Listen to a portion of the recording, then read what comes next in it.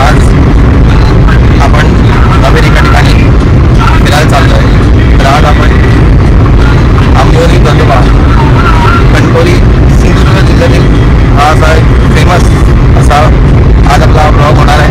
तर आज आपण कणकवली जिल्ह्यामध्ये सिंधुदुर्ग या ठिकाणी तिकडनं सावंतवाडी मार्गे आंबोली धबधबा आपण जाणार आहे। तर आज त्या ब्लॉगमध्ये माझ्यासोबत पण फिरायचं आहे। ब्लॉग बनवला असतो। आता आम्ही गाडीत थांबवली थोडासा विश्रांती करायला। तर आता पाठी एक हॉटेल आहे। त्या हॉटेलच्या मागच्या साईडला हे पोटोबॉम्ब एक हॉटेल आहे। आपण आम्ही सगळ्या आता फॅमिली तिकडे जेवणार आहोत। ही आमची स्कुआ हाय कर तू आहे का शुभम? हाय तर फ्रेंड्स चला। तर मित्रांनो हे पाठी आमच्या पोटोबॉम्ब हॉटेल आहे। मस्त कसं हिरवळ आहे बघा, मस्त झाडं लावलेली आहेत। कोणाचं इथे पेट्रोल जर संपलं वगैरे तर पाठी लगेच इथे पाठी पेट्रोल पंप पण आहे बघा इंडियन ऑइलचा। तर मित्रांनो पाठी आपली एस.टी. महामंडळ लालपरी चाललेली आहे। तर आता आपण इकडे जेवायला जाऊया। हिला दाखवता नाही आलं आमची वहिनी हाय।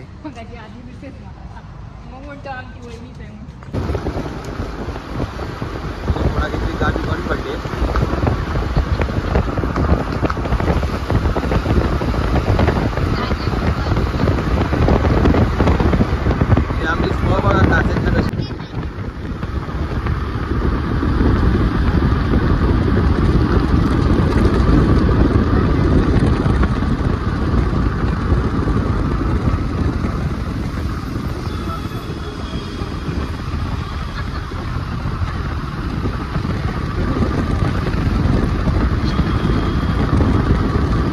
लोकांच्या।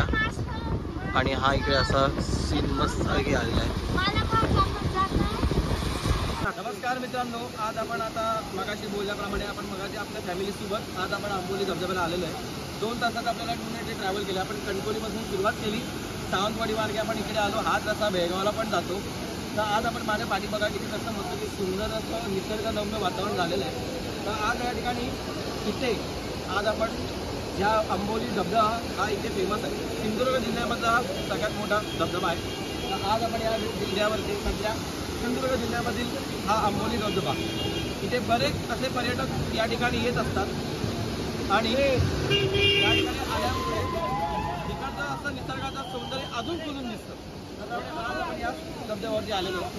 तर या ठिकाणी आता वरती जाणारा इकडे रस्ता आहे। या रस्त्यावरती आणि जेंट्ससाठी वेगवेगळी सुविधा केलेली आहे। तर आपण या ठिकाणी या धबधब्यावरती फिरणार आहोत, मजा करणार आहोत। या ठिकाणी तुम्हाला खाण्यासाठी भरपूर अशा सुविधा स्टॉल असले आहेत। फक्त गाडी पार्किंगसाठी थोडासा प्रॉब्लेम आहे, तो जर असता तर आपण अजून आपल्याला इथे जर सुविधा मिळाली। त्याचप्रमाणे इथे वन्य प्राणी फिरत असतात, त्यामुळे सावधानीने पाळा। माकडं वगैरे अशा प्रकारे इथे असतात, त्यामुळे मोबाईल फोन सुरक्षित ठेवा। त्याचप्रमाणे आणि वन्य प्राण्यांना कुठल्याही प्रकारचं खाणं या ठिकाणी देऊ नका, कारण वन्य प्राण्यांना त्यांचं खाणं या निसर्गातून मिळालं पाहिजे। कारण निसर्गाचं जर ते खाल्लं नाही तर त्यांना रोज अशा आपण जे खाणं दिलेलं सवय लागेल आणि त्यांची वाढ आणि प्रवृत्ती होणार नाही। तर तो आपण कसा माझ्या मागे एवढा मोठा धबधबा बघा। तर आज आपण या धबधब्यात उद्या आणि हा व्हिडिओ आणि आजचा एपिसोड माझं बघा, लाईक करा, शेअर करा आणि सबस्क्राईब करा। बघा कसा असा ब्लॉग आहे, धबधबा कसा आहे। तुम्हाला जायचं असेल तर या इथे तुम्हाला डिस्क्रिप्शनमध्ये सगळं कमेंट करून देईल।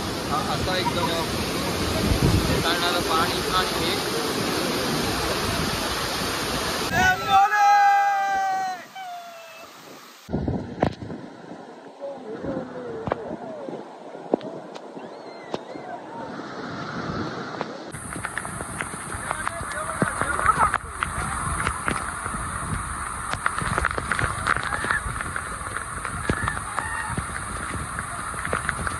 बघा कसा असा ब्लॉग आहे, धबधबा कसा आहे।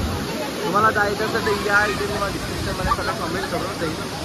असा एकदम चालणारं पाणी आणि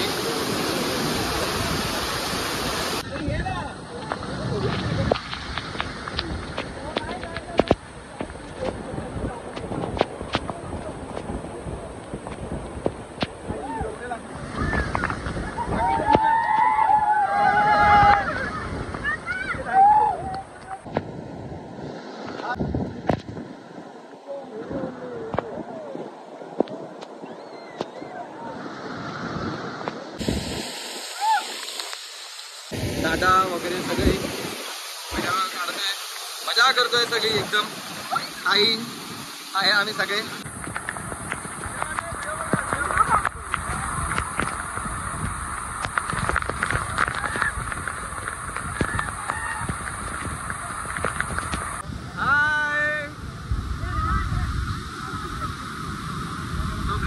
आता आपण ही आपली जर्नी एंड करतोय. तिथेच आपण आज फिरलो आणि आता थोड्या वेळ जर एंड नाही झाला तर कन्फर्म आपण काहीतरी खायला जाणार.